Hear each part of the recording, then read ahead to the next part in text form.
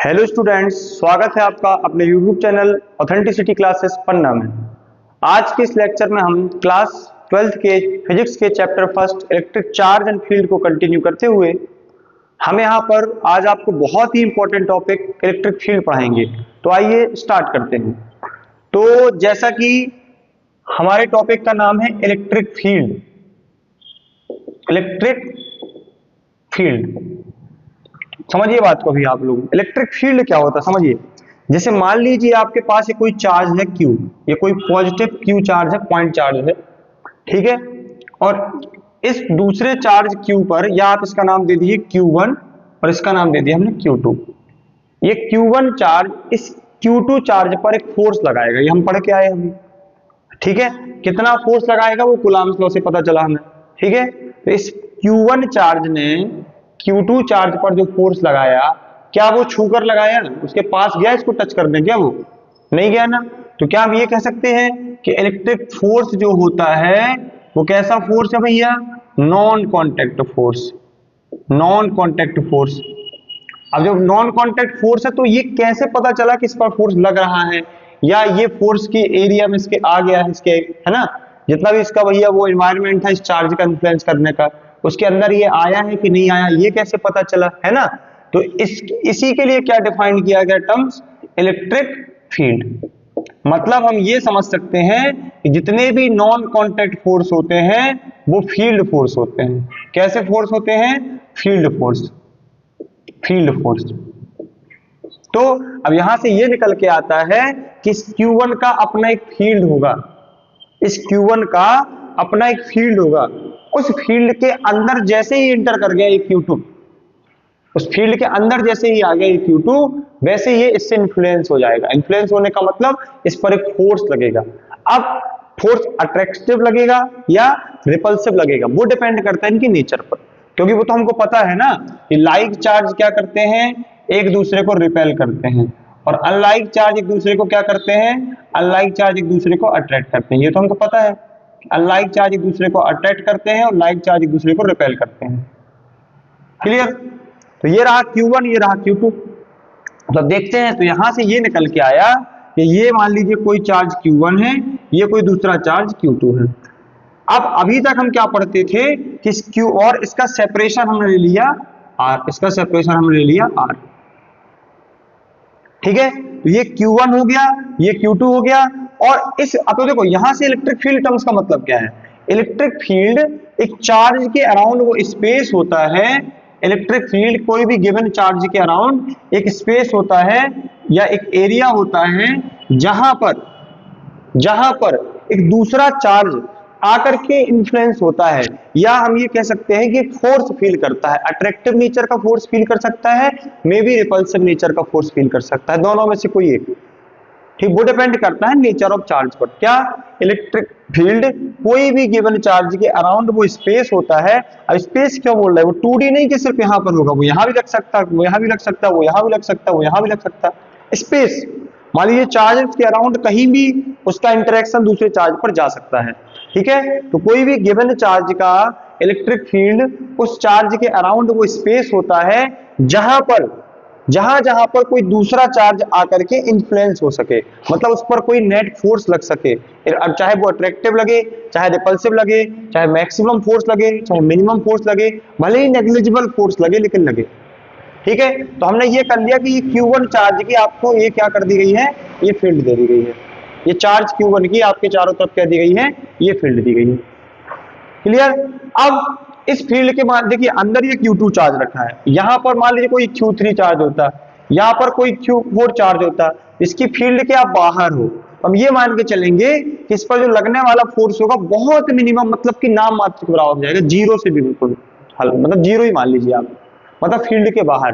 बाकी आपने पढ़ा है कि ये लगने वाली फोर्स की कोई रेंज नहीं होती है। हमने ये पीछे भी आपको बताया कि 10⁻⁻15 से कहां पढ़ाया जाता है फोर्स को, कि भैया 18 तक लग जाता है, उसके बाद नेग्लिजिबल होना शुरू हो जाता है। तो आपके दिमाग में डाउट आएगा कि ये तो फील्ड लिखी जाते हैं, इतनी बड़ी फील्ड थोड़ी ना है। हम ये मान के चल रहे हैं कि ये जो रीजन है ना, ये बियॉन्ड 10⁻18 मीटर से भी आगे है, तब हम इसको कह रहे हैं कि Q3 Q4 पर लगने वाला नेट फोर्स नेग्लिजिबल हो जाएगा बिल्कुल, ठीक है।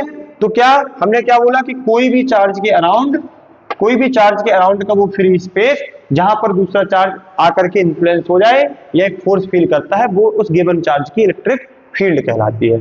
तो देखिए अभी तक हमने फोर्स निकालने का एक फॉर्मूला सीखा था। क्या? फोर्स निकालने का एक फॉर्मूला सीखा था कूलम्ब्स के लॉ से। क्या? के पहला चार्ज, दूसरा चार्ज, बीच की सेपरेशन का स्क्वायर। अब इस फोर्स को एक हम नए एंगल से पढ़ेंगे, ठीक है। देखिए अब यहां से हमें ये समझ में आता कि इस फोर्स के टर्म्स में हम डायरेक्ट नहीं पहुंचे, इस तक पहुंचने के लिए हमने क्या किया, दो स्टेप फॉलो किए होंगे इस चार्ज में। कैसे? पहला, ये Q2 आया होगा इसकी फील्ड के अंदर। पहला स्टेप क्या? Q2 फील्ड में आया होगा, फील्ड में आया होगा किसकी? Q1 की। उसके बाद क्या हुआ होगा? Q2 पर फोर्स लगा होगा, Q2 पर फोर्स लगा होगा। ये है एकदम कंप्लीट स्टेप दोनों। अब आप सोचेंगे आपने पहले क्यों नहीं बताया था, आप तो डायरेक्ट फोर्स लगाते थे। तो देखिए हर एक चैप्टर का एक सीक्वेंस होता है, डायरेक्ट आपको इलेक्ट्रिक फील्ड पढ़ा देते। अब आप इलेक्ट्रिक वर्ड से एकदम फ्रेंडली नहीं हो पाए, आप चार्ज पता नहीं है, डायरेक्ट इलेक्ट्रिक फील्ड कौन पढ़ाएगा आपको? क्लियर? तो क्या निकल के आया यहां से निकल के आया कि 2 स्टेप्स में ये फॉलो करता है। कैसे? पहले भैया ये वाला चार्ज कहीं बाहर से इसकी फील्ड के अंदर आया होगा, फील्ड के अंदर आया होगा, फिर वो इन्फ्लुएंस हुआ होगा इस चार्ज की फोर्स से। इस चार्ज ने इस चार्ज पर कितना फोर्स लगाया, उससे इन्फ्लुएंस हुआ होगा। क्लियर? तो अब ये तब ये जाकर के हमें लाइन मिलती है। तो अब क्या हम फोर्स को दूसरे तरीके से लिख सकते हैं? देखिए अब ध्यान से, अब यहां से इलेक्ट्रिक फील्ड के टर्म्स में फोर्स को लिखते हैं। तो इलेक्ट्रिक फील्ड क्या है? इलेक्ट्रिक फील्ड का हमने आपको थ्योरेटिकल डेफिनेशन तो बता दी। अब मैथमेटिकली डेफिनेशन ये हो जाएगी कि इलेक्ट्रिक फील्ड और कुछ नहीं है, किसी भी चार्ज पर लगने वाला फोर्स, किस charge per unit testing charge पर। इलेक्ट्रिक फील्ड जो है वो पर यूनिट टेस्टिंग चार्ज पर लगने वाला इलेक्ट्रिक फोर्स होता है। इलेक्ट्रिक फील्ड जो है पर यूनिट चार्ज पर लगने वाला इलेक्ट्रिक फोर्स होता है। पर यूनिट टेस्टिंग चार्ज, यहां पर Q नॉट क्या है? Testing charge. Q नॉट क्या है? Testing charge. अब आप कहेंगे यहां तो कहीं Q नॉट है ही नहीं है, तो आप ये मान लीजिए ये Q है और ये Q नॉट है। तो इसकी फील्ड ये है, इसकी फील्ड क्या है? वो इसकी फील्ड ये है चारों तरफ की, और ये Q चार्ज है, इसको हम ये मान के चलते हैं कि रेस्ट में फॉर्म में है बिल्कुल। ये मतलब रेस्ट का मतलब ये स्टेबल है भैया। इस Q नॉट को हम उठा के अलग अलग जगह रखेंगे। अब आप है ना, इसको उठा करके रखेंगे। अब आपको दिमाग में आएगा कि आप इसको मूव कराने लगे हैं, पढ़ा रहे हैं इलेक्ट्रोस्टैटिक्स, और आप चार्ज को उठा करके मूव करा रहे हैं। चार्ज मूव कर जाएंगे तो करंट आ जाएगा, और हमने यही बताया था कि चार्ज मूव करेंगे तो फिर क्या आ जाएगा? इलेक्ट्रिक फील्ड के साथ साथ मैग्नेटिक फील्ड भी आ जाएगा। आपके दिमाग में सब सारे डाउट आने चाहिए। यदि ये डाउट नहीं आ रहे हैं, दैट मीन्स आपको फिजिक्स समझ में नहीं आ रही है ना। कभी फिजिक्स को ऐसा नहीं पढ़ना होता कि सर ने पढ़ा दिया और आपने पढ़ लिया, बस आपके दिमाग में कोई क्वेरीज नहीं आ रही है, इसका मतलब आपको पता नहीं चल पा रहा उसके बारे में कुछ भी। ठीक है, ये चीजें आपके धीरे धीरे क्लियर हो जाएंगी कि without change in kinetic energy इसको मूव कराना पड़ता, स्लोली मूव कराना पड़ता। ये सब कॉन्सेप्ट आगे क्लियर होते जाएंगे। तो समझिएगा ध्यान से, ये चार्ज है कि अब आपको लगेगा कि आप ये मूव करेगा, इसको कहेगा दूर भाग जा भैया, तो तुम्हें लगेगा देखिए हमें ये Q क्या करेगा, इस Q नॉट को बोलेगा तू दूर चला जा, रिपल्सिव मतलब ऐसे फोर्स लगेगा, तो भैया ये भी तो लगाएगा इसको। तो अब ये मान के चलते हैं कि भैया ये स्टेबल है, मतलब ये रखा हुआ एक जगह पर बंधा हुआ है, ये कहीं नहीं जाएगा। जो होगा वो ये इन्फ्लुएंस करेगा इस पर। हमने फोर्स के केस में ही बताया था, जिस पॉइंट चार्ज पर फोर्स लगाने को बोला जाए, हमें सिर्फ और सिर्फ उससे मतलब होता है, उस बात से कोई मतलब नहीं होता कि ये इसको कैसे इन्फ्लुएंस करेगा। क्लियर? तो अब क्या हमने बताया, ये हो गया हमारा क्या, Q नॉट टेस्टिंग चार्ज। अब इसका नाम भैया टेस्टिंग चार्ज क्यों रखा? टेस्टिंग चार्ज ऐसे कि जैसे मान लीजिए आपके सामने कोई चार्ज था, चार्ज की फील्ड रही होगी, अब चार्ज की फील्ड दिखती थोड़ी है। जैसे मान लो ये चार्ज है, अब ये चार्ज है मान लो छोटा सा ये, अब इसके सामने इसकी फील्ड है मान लो कहीं, तो वो दिखेगी थोड़ी। अगर आप उसके अंदर आते गए जहां से आपको लगा कि चार्ज में मूवमेंट स्टार्ट हो गया, मतलब यदि चार्ज पॉजिटिव होगा तो दूर भागने लगेगा, चार्ज नेगेटिव होगा तो पास ऑटोमेटिकली पास आने लगेगा। इसका मतलब क्या, आप उसकी फील्ड के अंदर आ गए। तो आप इस चार्ज की रिस्पेक्ट में टेस्ट कर रहे हैं इसकी फील्ड को, इसलिए इसका नाम हो जाता है टेस्टिंग चार्ज। क्या हो जाता है इसका नाम? Testing charge. तो क्या बताया हमने, यदि आप Q नॉट की वैल्यू को भैया 1 कर दें, Q नेट को आप क्या कर दें, 1 कर दें, सॉरी Q नॉट को, Q नेट नहीं, Q नॉट को 1 कर दें, क्या हो जाएगा, E बराबर F बन जाएगा। मतलब इलेक्ट्रिक फील्ड ही फोर्स है कब? जब यूनिट टेस्टिंग चार्ज हो। यूनिट टेस्टिंग चार्ज के केस में या हम ये कह सकते हैं इलेक्ट्रिक फील्ड क्या है? पर यूनिट टेस्टिंग चार्ज पर लगने वाला इलेक्ट्रिक फोर्स। कौन लगाएगा उसको? जिस चार्ज की फील्ड में वो टेस्टिंग चार्ज पहुंचा है। क्लियर? आज से हमारे पास फोर्स का एक और फॉर्मूला बन के निकल के आ गया कि हमें किसी पॉइंट पर फोर्स पता करना है तो पहले आपको कोई फील्ड दे दे और दे दे कितना चार्ज गया है, तो आप उस पॉइंट पर फोर्स निकाल सकते हैं। कोई आपको ये बता दे कि इस जगह की फील्ड क्या है और फिर हम उस पर 5 कूलाम का चार्ज ले गए, तो 5 कूलाम इंटू गिवन फील्ड बराबर आपको मिल जाएगा फोर्स। ठीक है, मतलब फिर इस चार्ज की कोई जरूरत नहीं है।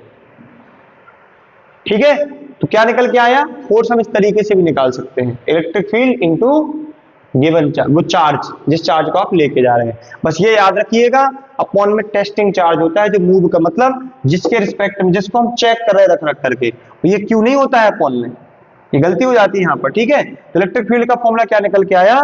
Force upon testing charge. ऐसे याद करिएगा, फोर्स अपॉन चार्ज में आपको डाउट आएगा कि कौन सा वाला चार्ज। चलिए अब इसके बाद इसकी कुछ फॉर्मूला देखते हैं, फिर सिग्निफिकेंस देखते हैं, फिजिक्स में क्या रोल है इसका इलेक्ट्रिक फील्ड का।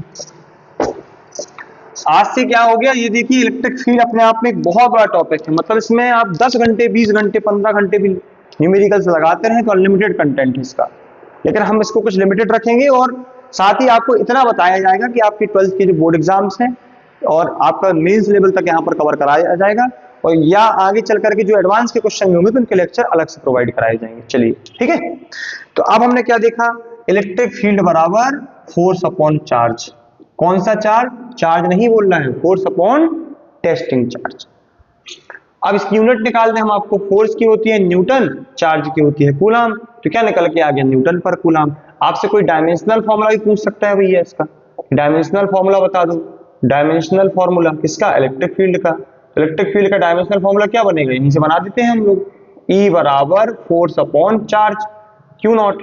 तो फोर्स का होता है mlt-2 और चार्ज का हमने आपको बताया था टा, याद कर देना टा। ठीक है, अब इसको तोड़ दें हम, क्या निकल के आएगा? ml t की पावर हो जाएगा -3 और a की पावर हो जाएगा -1। ये क्या हो गया? Dimensional formula. किसका डायमेंशनल फॉर्मूला हो गया? इलेक्ट्रिक फील्ड का डायमेंशनल फॉर्मूला। ठीक है, और इसको हम इलेक्ट्रिक फील्ड भी कह सकते हैं या इंटेंसिटी ऑफ इलेक्ट्रिक फील्ड भी कहा जाता है, इंटेंसिटी ऑफ इलेक्ट्रिक फील्ड। देखिए ये जो टर्म्स है वो intensity of electric field, electric field तो एक स्पेस है, स्पेस है इलेक्ट्रिक फील्ड, उसका थोड़ी फॉर्मूला होगा, उसमें क्या इंटेंसिटी है, हर पॉइंट पर वो कितना फोर्स अप्लाई कर रहा है पर यूनिट चार्ज पर, वो कहलाता है क्या? इलेक्ट्रिक फील्ड इंटेंसिटी या इलेक्ट्रिक फील्ड स्ट्रेंथ भी पढ़ते हैं इसी को। ठीक है, चलिए अब आता है एक क्वेश्चन आपसे छोटा सा पूछ लिया जाता है क्या कि फिजिकल सिग्निफिकेंस बताइए, फिजिक्स में क्या सिग्निफिकेंस है इलेक्ट्रिक फील्ड का? Physical significance of electric field. तो पहला भैया आपको इलेक्ट्रिक फील्ड ये बताता है कि चार्ज का रीजन कहां कहां पर है, चार्ज का वो एरिया कहां कहां पर है जहां पर ये दूसरे को इन्फ्लुएंस कर सकता है। मतलब चार्ज का इंपैक्ट का आपको एक रीजन बताता है, एक स्पेस बताता है। दूसरा, इलेक्ट्रिक फील्ड फोर्स को बताता है, फोर्स को, फोर्स का मैग्नीट्यूड और फोर्स की डायरेक्शन, ये भी इलेक्ट्रिक फील्ड से पता चल जाएगा। अब हम बताएंगे ऐसा कैसे।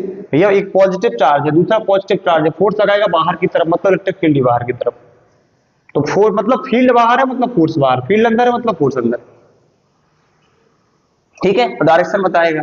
तीसरा, नेचर ऑफ चार्ज बताएगा, नेचर ऑफ चार्ज कैसे? देखिए अभी हम आपको भी आगे विस्तार में पढ़ाने वाले हैं कि पॉजिटिव चार्ज की फील्ड बाहर जाती है और नेगेटिव चार्ज की फील्ड अंदर आती है। अब मान लो यहाँ पर कोई खाली करके आपको बता दे, बोले बताओ भैया ये कौन सा चार्ज है, तो नेचर ऑफ चार्ज भी फील्ड बता सकती है, नेचर ऑफ चार्ज फील्ड बता सकती है।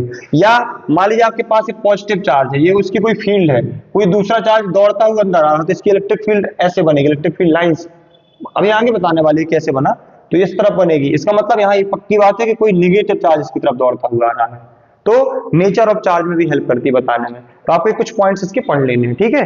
और आप कोशिश करिएगा कि ये साथ में नोट करते चले वीडियो को पॉज करके, और फिर इसका एक प्रॉपर नोट्स जो है डिस्क्रिप्शन में पीडीएफ के फॉर्म में आपको दे दिया जाएगा, ठीक है। चलिए अब निकालते हैं हम इलेक्ट्रिक फील्ड का फॉर्मूला, फिर चलते हैं कुछ इसके न्यूमेरिकल्स की तरफ। बाकी हमने आपको बताया ना कि बहुत लेंथी टॉपिक है, इसको कम से कम 4 से 5 लेक्चर हम लगा देंगे, है ना। बढ़िया से देखिए, आप लोगों को लगता होगा कि लेंथी नहीं पढ़ना, बहुत शॉर्ट पढ़ना है, हमें वन शॉट में 1 घंटे में चैप्टर पढ़ा दीजिए, तो वो उसमें कोई आनंद भी नहीं है, और प्लस अपनी अपनी अंडरस्टैंडिंग होती है। आप 1.5 से 2 घंटे में फिजिक्स के 17-18 घंटे का चैप्टर नहीं पढ़ सकते हैं। वो तो एक अलग बात है कि आप रैपिड रिवीजन करना चाहते हैं, तो वो सीरीज भी एग्जाम के टाइम पर देंगे हम। चलिए अब टॉपिक आता है हमारा क्या, electric field due two point charge. Electric field due two point charge. कोई भी पॉइंट चार्ज आपको दिया गया है, उसकी इलेक्ट्रिक फील्ड क्या निकलेगी, उसका फॉर्मूला क्या निकलेगा। तो अभी आपको लगेगा फॉर्मूला तो पढ़ाए हैं, तो भैया वो फोर्स अपॉन क्यू पढ़ा था, मतलब पहले कोई हमें फोर्स बताए, फिर हम चार्ज का डिवाइड करेंगे तब फील्ड निकलेगी। हमें क्या करना, फोर्स पता भी नहीं है तब भी हमें इलेक्ट्रिक फील्ड का डायरेक्ट फॉर्मूला पता होना चाहिए। कोई हमें चार्ज बस बता दे कि आप 5 कूलम चार्ज की इतने मीटर को बताओ कितनी होगी फील्ड, या इतने सेंटीमीटर बताओ कितनी होगी फील्ड, तो वो हमसे डायरेक्ट बताते आना चाहिए, ठीक है। चलिए 1 मिनट रुकिएगा थोड़ा सा।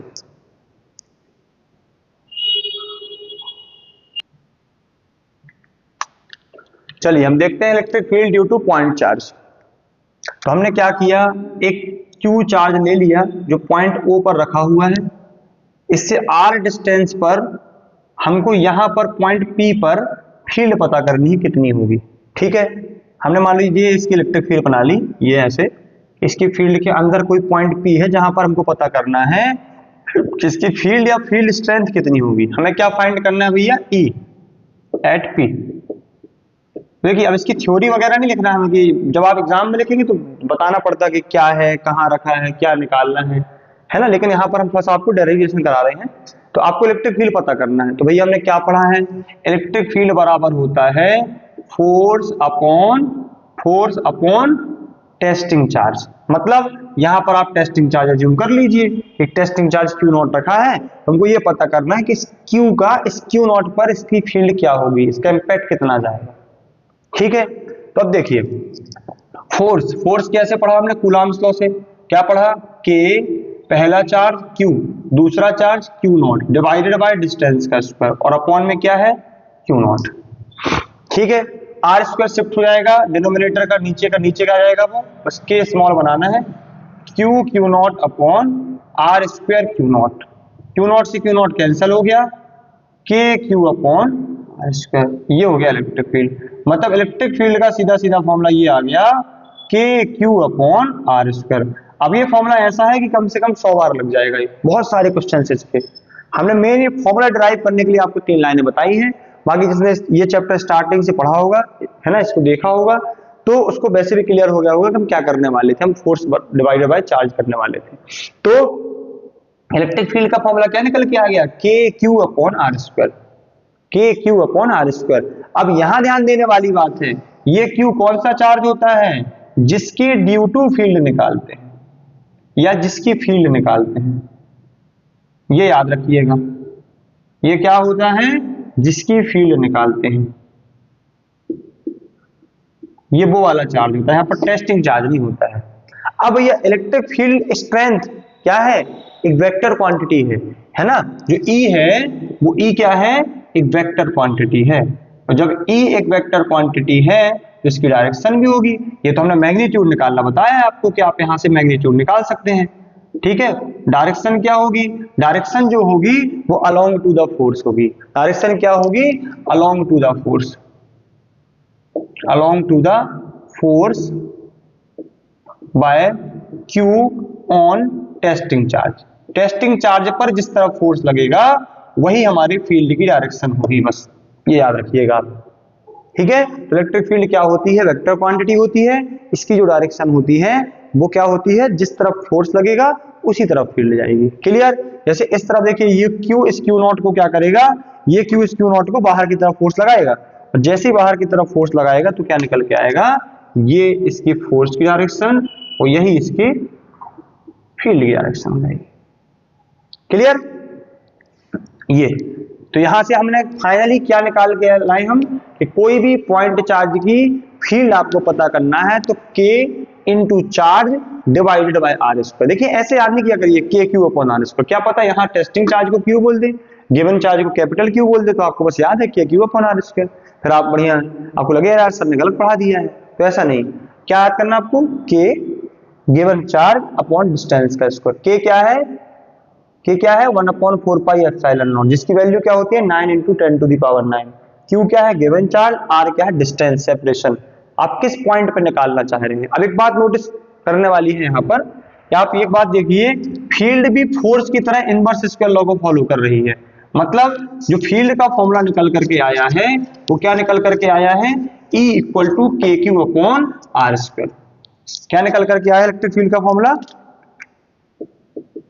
KQ upon R square. तो K तो कांस्टेंट है, Q कांस्टेंट होगा, फिक्स होगा, तो इलेक्ट्रिक फील्ड क्या हो गई आर स्क्वायर के इनवर्सली। मतलब आप चार्ज से जितना दूर जाते जाएंगे उतनी फील्ड कम होती जाएगी। मतलब यहां से एक अच्छा क्वेश्चन निकल के आता है, मान लो आपसे कोई बोल दे पॉइंट ए, कोई बोल दे पॉइंट बी, कोई बोल दे पॉइंट सी, फिर बोल दे कोई पॉइंट पी, बोले बताओ फील्ड मैक्सिमम कहां पर होगी, या डिक्रीजिंग ऑर्डर में लिखो आप फील्ड को, तो क्या होगा फील्ड एट ए सबसे ज्यादा, फिर उससे कम बी पर, फिर उससे कम सी पर, और उससे कम पी पर।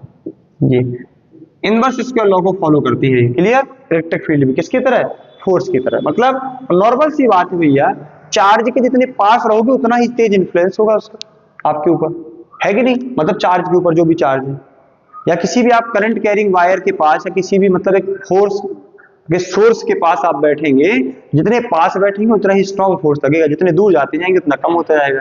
ठीक वैसे ही समझ लीजिए आप, जैसे मान लीजिए टीचर है, आपको टीचर क्लास में पढ़ा रहा है, ठीक है, अब आप फर्स्ट बेंच पे बैठे, आप फर्स्ट चेयर में, फिर सेकंड चेयर में, फिर थर्ड चेयर में, फिर फोर्थ चेयर में, क्या होगा जो फर्स्ट चेयर वाला बच्चा होगा बहुत अटेंटिव सुनेगा, क्या पता सर मेरे से ही ना पूछ लें। उसकी छोटी छोटी, जैसे मान लीजिए वो पेन कुछ पेन में डिस्टर्ब, मतलब कुछ लिख रहा है, बातें नहीं सुन रहा, तो पहला फोकस हमारा फर्स्ट चेयर के बच्चे पर होगा ना। धीरे धीरे फोकस ना चाहते हुए भी वो कम हो जाता है लास्ट तक जाते जाते। ऐसी आप फील्ड समझ लीजिए। क्लियर, मतलब मैं ये नहीं कहता कि टीचर पीछे वाले बच्चों को ध्यान नहीं देंगे, मतलब अटेंटिव मोड, जो बच्चा है वो बहुत ज्यादा अटेंटिव रहेगा टीचर के प्रति, ठीक है। तो ये ठीक वैसे ही कि ए जो होगा वो स्ट्रॉन्ग फील्ड, थोड़ा कम थोड़ा कम थोड़ा कम थोड़ा कम, जाते जाते नेग्लिजिबल हो जाएगी, जीरो नहीं कह रहे, नेग्लिजिबल हो जाएगी, लगभग जीरो। ठीक है, चलिए अब इसके न्यूमेरिकल लगाते हैं। तो field due two point charge का फॉर्मूला क्या हो गया, के क्यू अपॉन आर स्क्वायर। जो वेक्टर वाले कॉन्सेप्ट यहाँ काम आएंगे, हम उनको यहाँ पर रिकॉल नहीं कराएंगे क्योंकि इसके पीछे वाले लेक्चर हम बता चुके हैं। जिसको भी प्रॉब्लम्स हो तो वो फोर्स कूलॉम्स लॉ के फोर्स जो प्रैक्टिस न्यूमेरिकल्स हैं उनको लगा करके आएगा, ठीक है। तब भी हम ट्राई करेंगे इसी में आपको समझ में आ जाए। तो क्वेश्चन फर्स्ट,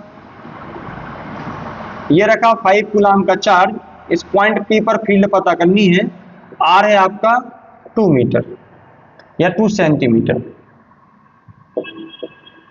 ठीक है। ये स्क्वायर है,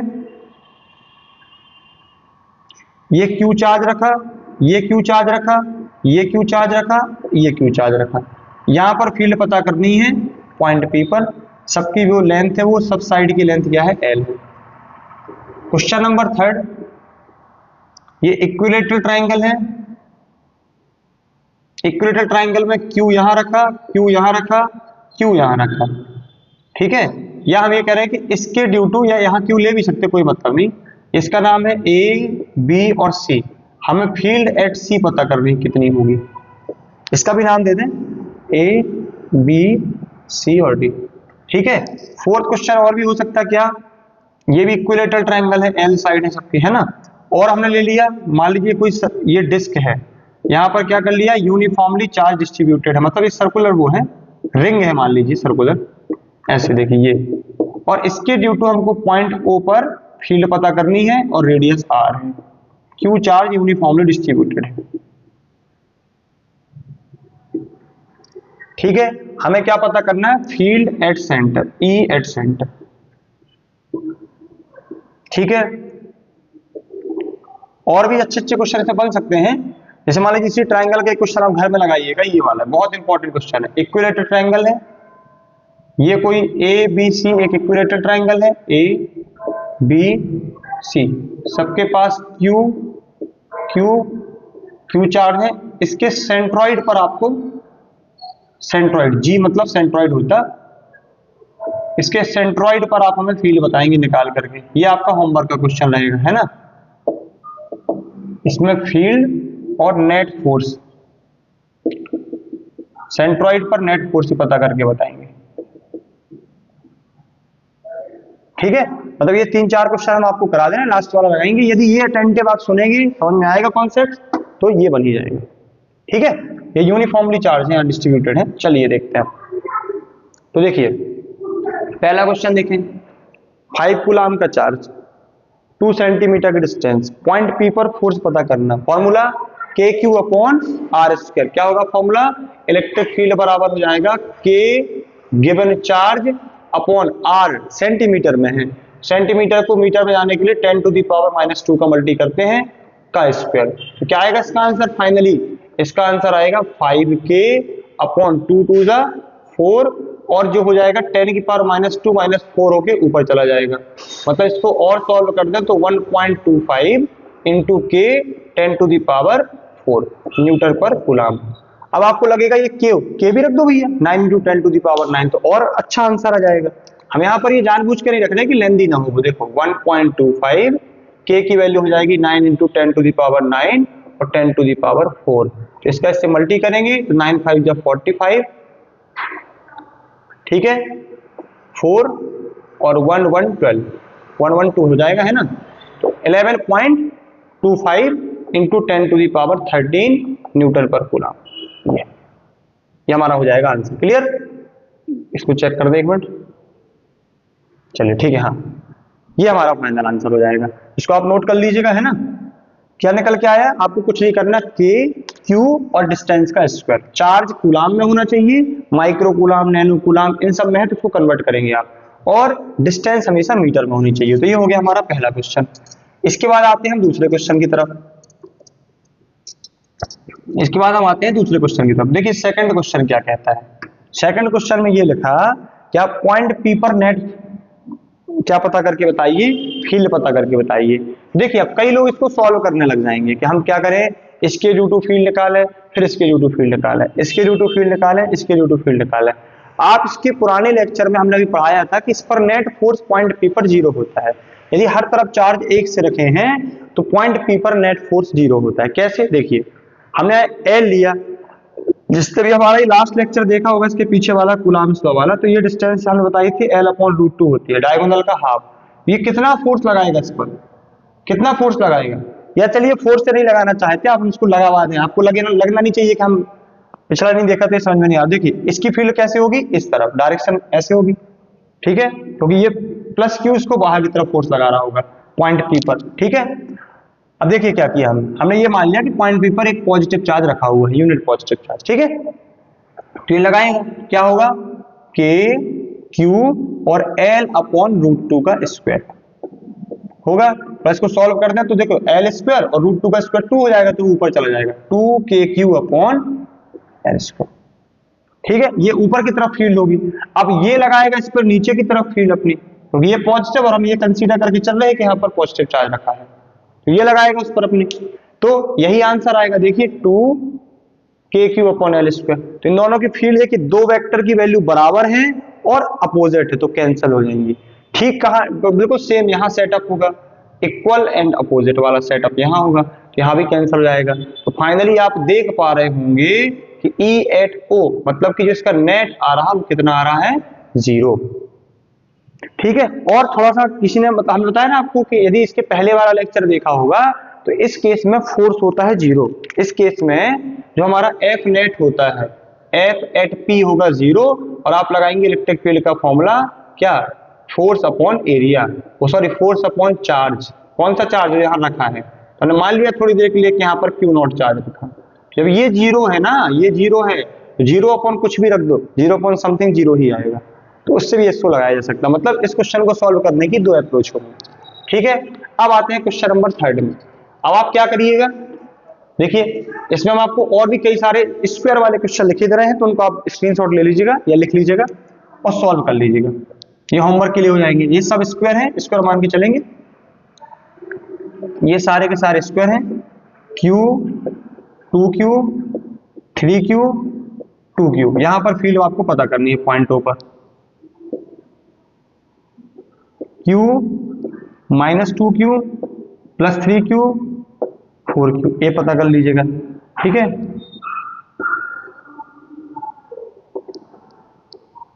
Q 2Q 3Q और 4Q, ये वाले क्वेश्चन, इसका भी नेट पता कर लीजिएगा सेंटर पर। क्लियर? एक मिनट चेक कर ले नीचे की स्लाइड दिख रही है कि नहीं। चलिए ठीक ठीक, ओके। देखिए ये 3 क्वेश्चन आपके हो गए।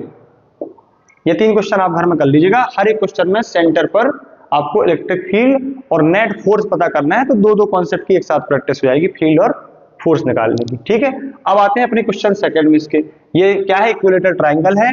हमसे कह रहा है इस पॉइंट सी पर आप क्या पता करिए, इलेक्ट्रिक फील्ड पता करिए नेट वाली। अच्छा क्वेश्चन है ये, है ना।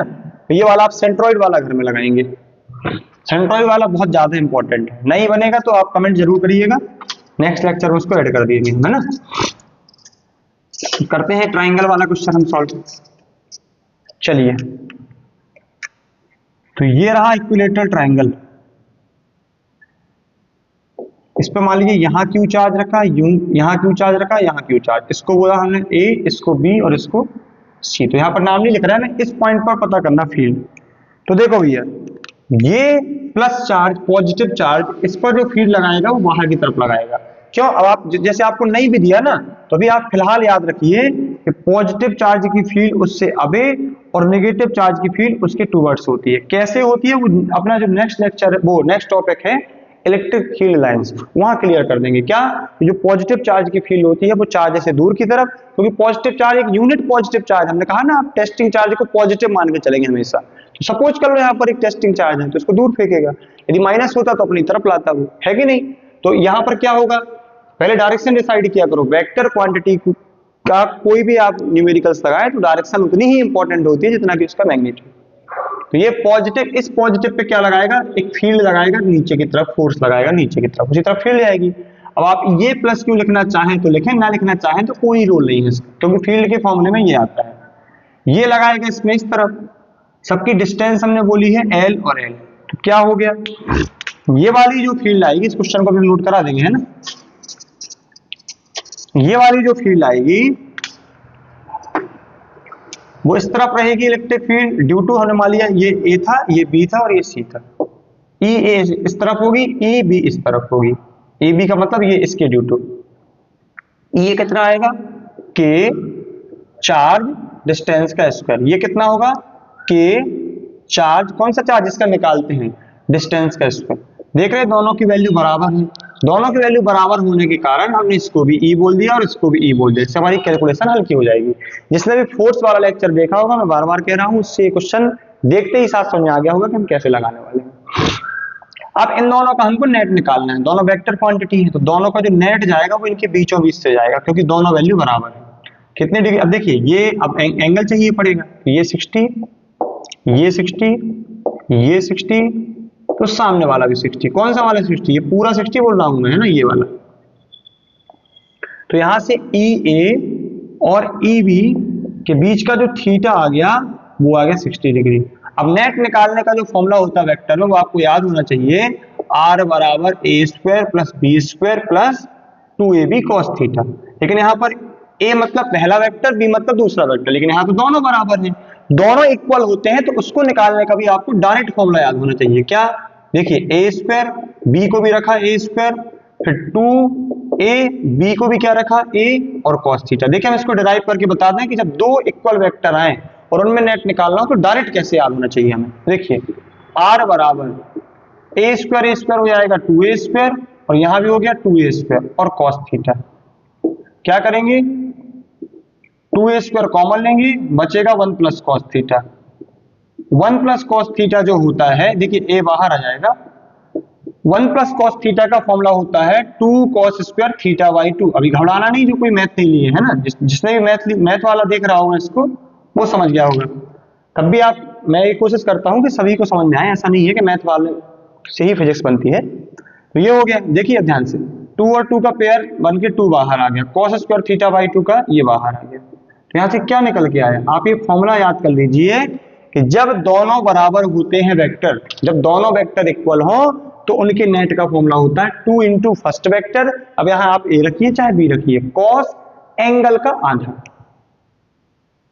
देखिए हमने क्या किया, ये फॉर्मूला आपको याद करना है, क्या a square plus b square plus 2ab cos theta. A को ये रखा, बी को भी ये रखा, क्यों, हम ये कंसीडर करके चल रहे हैं ना कि दोनों वेक्टर बराबर हैं। ये ऐसे केस, जब ऐसे केस आते तो हम टाइम बचाने के लिए, मान लो ये क्वेश्चन एमसीक्यू में आया तो आपको डिटेल में सॉल्व नहीं करना ना, इसको रखा ए स्क्वायर हो जाएगा 2a स्क्वायर, ए इंटू ए स्क्वायर, 2a स्क्वायर कॉमन लिया, 1 प्लस कॉस थीटा का फॉर्मूला होता है 2 कॉस स्क्वायर एंगल बाई 2। ये 2 जो होता है वो एंगल का होता है, जिससे कट नहीं कर देना गलती से, 2 का पेयर बना वो बाहर आया, तो 2 into A cos square theta by 2 cos theta by 2 बन के रूट से बाहर आ गया। अब देखिए इसको हम यहाँ अप्लाई करते, हमको ई निकालना, नेट ई नेट निकालना, क्या होगा 2 इंटू दोनों में से कोई ए ले लो बी ले लो, दोनों एक से हैं तो 2e कॉस और थीटा बाई 2, थीटा बाई 2 मतलब दोनों के बीच के एंगल का आधा, 60 बाई 2 क्या हो जाएगा 30, तो क्या निकल के आ गया 2, ई की वैल्यू क्या है के क्यू अपॉन एल स्क्वायर, और कॉस 30 की वैल्यू होती है √3 बाय 2, 2 से 2 कैंसिल हो गया, क्या निकल के आया √3 के क्यू अपॉन एल स्क्वायर। ये हमारा फाइनल आंसर हो गया। अब मान लीजिए किसी को फॉर्मूला समझ में नहीं आया कि कैसे ड्राइव किया हमने, तो क्या करेगा वो कुछ और नहीं, फिर तो क्या करेगा वो यहां रखेगा ई स्क्वायर 2e स्क्वायर, फिर 2e स्क्वायर कॉमन लेगा, फिर एंगल रखेगा, फिर इतना सॉल्व करने के बाद यहाँ आंसर पहुंचेगा।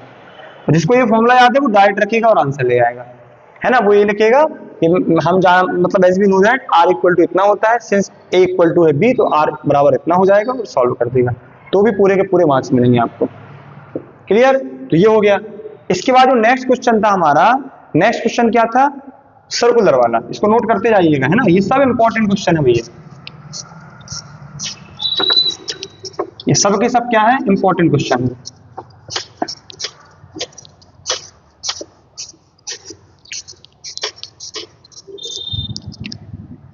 अब इसके बाद हमने सर्कुलर वाला बताया था, ये था वो, एक सर्कुलर डिस्क टाइप की है, इसमें पूरे में चार्ज फैले हुए हैं, ये फैले हुए हैं पूरे में चार्ज, ऐसे फैले हुए हैं, और यहां सेंटर पर हमको फील्ड पता करनी। तो हमने आपको ये बताया था कि कोई भी क्लोज्ड लूप में जो सेंटर पर नेट फोर्स होता है, सेंटर पर नेट फोर्स वो होता है 0, कब, जब चार्ज यूनिफॉर्मली डिस्ट्रीब्यूटेड हो, जब चार्ज यूनिफॉर्मली डिस्ट्रीब्यूटेड हो, कहां पर, ओवर द सरफेस, मतलब किसी भी क्लोज्ड बॉडी में यदि एक से चार्ज फैले हुए हैं तो उसके सेंटर पर जो नेट फोर्स होगा वो हमेशा 0 आएगा, सॉल्व करने की कोई जरूरत नहीं है, उसके सेंटर पर जो नेट फोर्स आएगा वो 0 आएगा। और अभी हम इसका एक आपको क्वेश्चन लगवाएंगे क्यूब वाला क्वेश्चन लगवाएंगे, क्यूबॉइड वाला क्वेश्चन लगाएंगे, ये बहुत अच्छे क्वेश्चन है इसमें, है ना, जो हर साल पेपर में आ ही जाते हैं एक आध क्वेश्चन। ठीक है, देखिए यहाँ पे हमने क्या कर दिया, नेट फोर्स 0 होता है, क्यों, देखिए ये इसने फोर्स लगाया, इस पर क्या लगाएगा, मान लीजिए यहाँ छोटा सा चार्ज है क्यू, तो क्या लगेगा, और यहाँ पर है क्यू नॉट, तो के क्यू नॉट अपॉन रेडियस का स्क्वायर, तो ये लगाएगा इसको इस तरफ, उतना ही फोर्स, तो ये कैंसिल, इसने इसको कैंसिल किया, इसने इसको कैंसिल किया, इसने इसको कैंसिल किया, नेट इफेक्ट 0 होगा। तो भैया जब अंदर फोर्स 0 है और फील्ड बराबर होता है फोर्स अपॉन चार्ज, कौन सा चार्ज यहाँ पर रखा होगा, तो ये बताने वाली बात थोड़ा ना है कि फील्ड भी 0 होगी। तो यहां से एक और कॉन्सेप्ट आ गया, ये क्लोज लूप में सेंटर पर फील्ड भी 0 होगी, इलेक्ट्रिक फील्ड भी 0 होगी, कब, जब चार्ज यूनिफॉर्मली डिस्ट्रीब्यूटेड हो। तो क्लियर हो गया, इसको सॉल्व करने की कोई जरूरत नहीं है, तो इसका आंसर भी क्या हो गया हमारा 0 हो गया।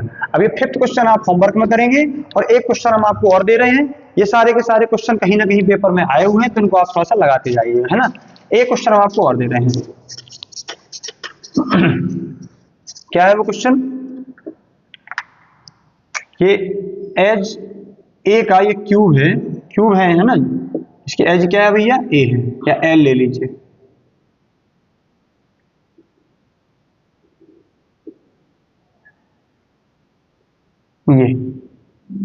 ये क्यूब है, इसके सेंटर पर क्यू चार्ज रखा गया है, जबकि इसके वर्टेक्स पर हर एक वर्टेक्स पर प्लस क्यू चार्ज रखे गए हैं। क्यू नॉट चार्ज इसके सेंटर पर रखा गया है, इसके वर्टेक्स पर क्यू चार्ज रखे गए हैं। हमें एफ नेट और हमें ई नेट बताएंगे आप लोग, है ना। जिसका भी आंसर आ जाए वो कमेंट बॉक्स में कमेंट जरूर करेगा, क्या, एट सेंटर। ये बताएंगे आप लोग कितना इसका आंसर आएगा। ठीक है, ये 5th क्वेश्चन हो गया आज का और ये 6th क्वेश्चन हो गया। ठीक है, ये 2 क्वेश्चन बहुत इंपॉर्टेंट है, कहीं ना कहीं आपके एग्जाम में, स्कूल एग्जाम में, नीट में भी कई बार ऐसे क्वेश्चन आ जाते हैं। ठीक है, चलिए 1 मिनट रुकिएगा, इसको देख लें।